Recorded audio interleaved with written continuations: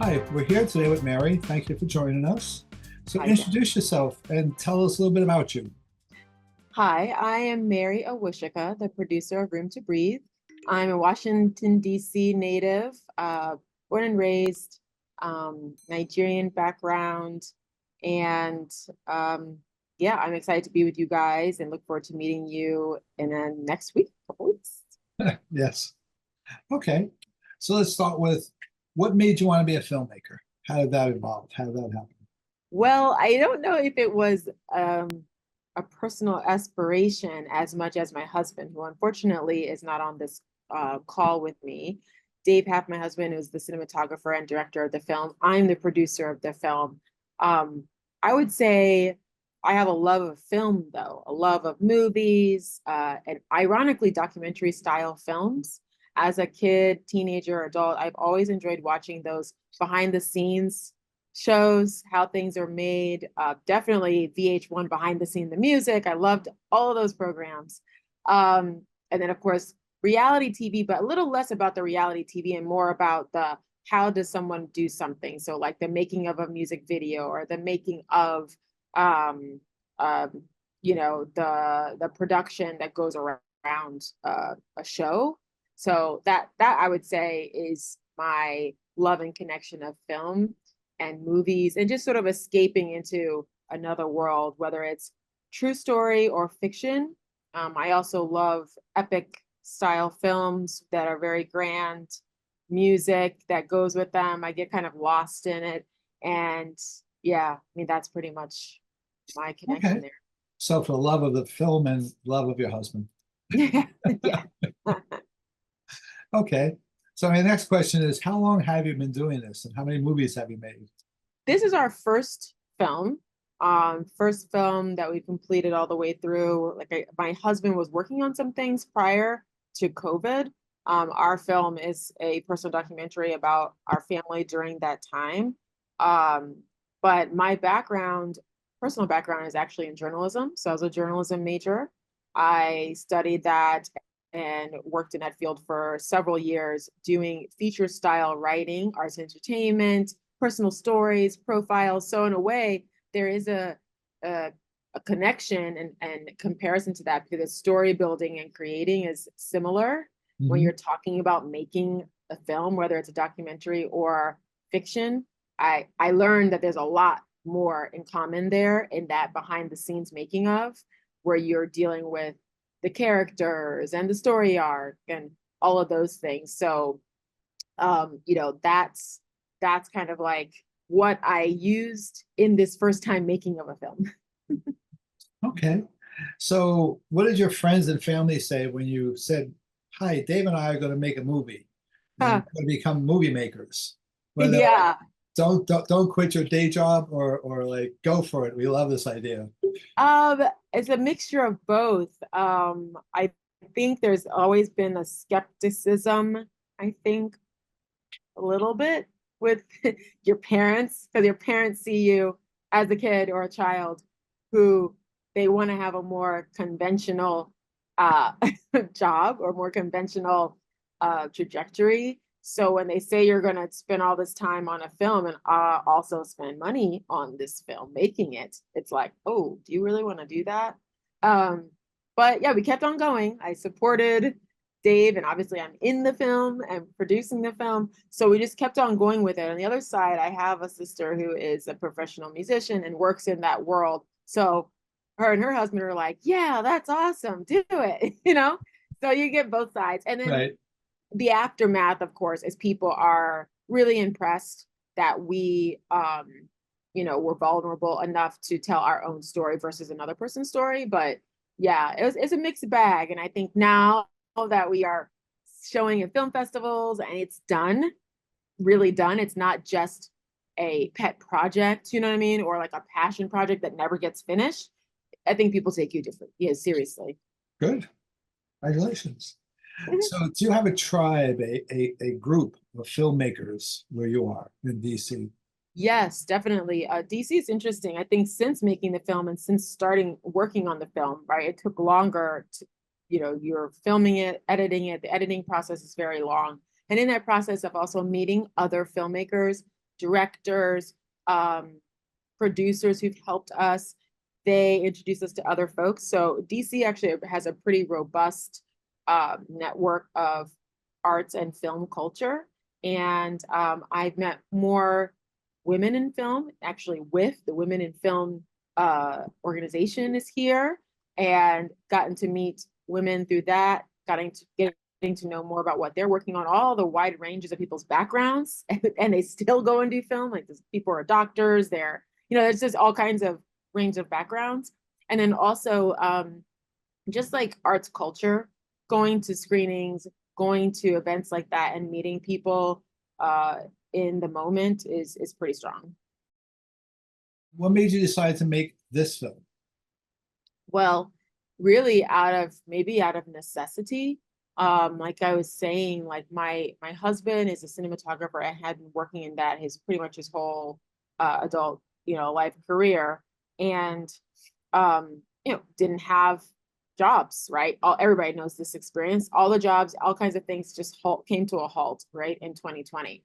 And we thought that we would maybe get in on a pod. If people remember back then with the parents, kids in school, they were talking about joining up with other families, right? Like if we just get with a family, we can work together and help each other out during this process. We don't know how long it's going to be, but we actually ended up not getting to find the right family fit for us. And so Dave was like, oh, well, if we do the pod, I'm going to document this, right? That's a great idea. Let's just see what happens. But since we didn't get the pod and it was just us, we ended up still going forward with the idea, right? Just still going to film the experience. And so that is our film, Room to Breathe. So that's how it came to be.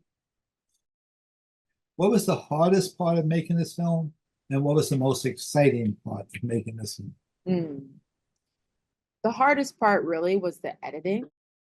To cut down your film, cut down and let go of scenes that you just knew were going to be in the final, or the different versions of the film that you make and it's not the final version that we have right now, right? It was a more long form film, and then last year decided to make it a short, and then so you thought you were done. Oh yeah, we got it. And then it's like, oh no, we're gonna make it short. It's like, oh my God, now we're gonna have to cut 15 or 20 more minutes off the film or whatever it is. That became really difficult to let go of scenes because it is my family, it's my life, and I wanted things to maybe be a certain way, or I envisioned it a certain way. But you also learn through the editing process that sometimes things are repetitive, as you're starting to really whittle it down with a fine-tooth comb. So again, going back to that journalism lens, like there are quotes and things you wrote that you just knew were going to be in there. And then it's like, nope, you got to cut 5 more inches off. So what does that mean? It means you have to let go of something, go back through it and see where the repetitive elements are again, after you thought you had created the perfect thing. Of course, it's not perfect, but that I would say is like the hardest. That was the hardest. Definitely had some very heated discussions in the editing room, getting upset about stuff, things I see it. I mean, I wasn't the editor, but I'll see like the change. And I'm like, oh my God, what happened to that? Like what happened to that scene? Do you remove it? Oh, or why? And having those conversations again around why we made the decisions that we did for the final product. In the end, I am happy with the film, yes, but it was still hard to get there. The most exciting part, I think the most exciting part, it's probably easy to say the finished product, but early on, like seeing even a couple of the older versions of the film, I was like, wow, to look back on our experience in life, that was exciting. It also made my heart pound. Like if for the first several times I watched the film, I would get kind of like anxious about it. Or I would have been reminded of something I forgot about. So there's also that precious moments that you get to capture in your life and experience. And then one other part that's very exciting really is going to the film festival and seeing how people respond to the film. It's been very positive. And then that is validating what we decided to do by making the film and putting it out there, and sticking to our guns on even a title, or sticking to our guns on the theming and storyline. Like it validates it also for our family members to see like we're really doing this, and our story is unique, and it's well received because still haven't seen any other stories like it. I haven't, That's back good. to film watching, right? I just haven't seen anything like it that shows this perspective on that time in our lives. All right. So I guess this is maybe even a little bit towards your journalism. Are you happy with the finished product? Like, are you the type of creative that you sit there, you create something and it's out there and you're like, okay, it's gone. That's my baby. It's out there. Or do you sit there and always look at it and go, someday I'm going to get enough money and I'm going to redo that? Which I one would you think say you are?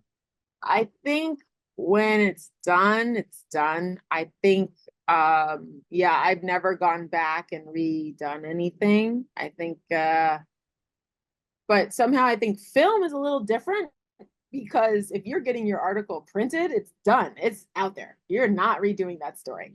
But I have talked to other filmmakers, going to film festivals and stuff and talking to them about their documentary film. And sometimes they'll say, oh yeah, I think I'm going to go back in and do some work on it. Or since maybe they've gotten feedback or they're looking at it now, we keep watching it so many times, you're like, could probably tweak that. But honestly, I feel pretty good with our finished product. I don't think that we would really be doing much to the film except for personal reasons of like expanding it. And it's like because we want it as a personal piece that's just for our family, right? Adding stuff back in or whatever. But again, we have all those other versions of the film anyway. So technically, we already have all these other versions of the film. So I'd say nah, I stick with the final product. Okay. All right.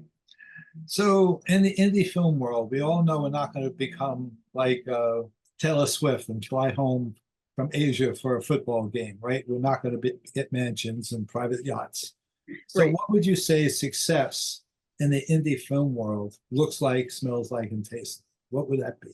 Yeah, I do think that's really hard because you put a lot of blood, sweat, and tears. Your own personal money is obviously funding a lot of these projects out there as we did. We had to sacrifice or make a decision that we're going to maybe not take other kinds of jobs because of work. Well, at the time you couldn't, but I'm saying like at the editing process, when we were coming out of COVID and things were kind of getting back to normal, we had to buckle down and edit the film and not let it sit on the shelf for a year or two and then edit the film, right? Because you're like, oh, I'm going to go back to work now. You just leave that thing. That I think is a challenge. But success, I think, is completing it, like going all the way through. And then again, also seeing how other people respond to it. Mm-hmm. For me, I think that's success. Um, it's, something that you feel is well done, thorough, you've taken the time. Although there were times when I just wanted it to be over. The editing process, I was like, oh my God, I'm so tired of editing this thing. Seeing it over and over and over, you kind of get numb, right? You get a little bit numb to your scenes, numb to the conversations that you're watching. So taking a step back away from it, like taking that break when you feel like it's done and then coming back to it, makes it more exciting. And because now we're like, oh gosh, I haven't watched it now 10 times or 15 times or 50 times. I've had a break. And so now I can excitedly talk about this film Mm-hmm. from a kind of semi-fresh perspective, right? You're coming back to it. So I think that's success, not necessarily about making a lot of money off the film. I never had that in my mind. I think that not that my husband thought that we were going to make a lot of money off the film, but because that's his business in his world, he had a different type of expectation, I think, on the outset of what he thought we were going to do with the film. And I had a different perspective on it. It's like, I don't necessarily expect that this film is going to like bring us all this money. I mean, that's not really why I didn't really feel that's why we're doing it. And also the way we're using our film is a way to create community healing and conversations around our time, our experience during that time. So we're doing like we've done a couple, it's like private, conversations like at our school, our kids' school, that you see briefly in the film, talking to them about their experience during COVID. Our film, opens people up a little bit because they realize we're sharing, about our time.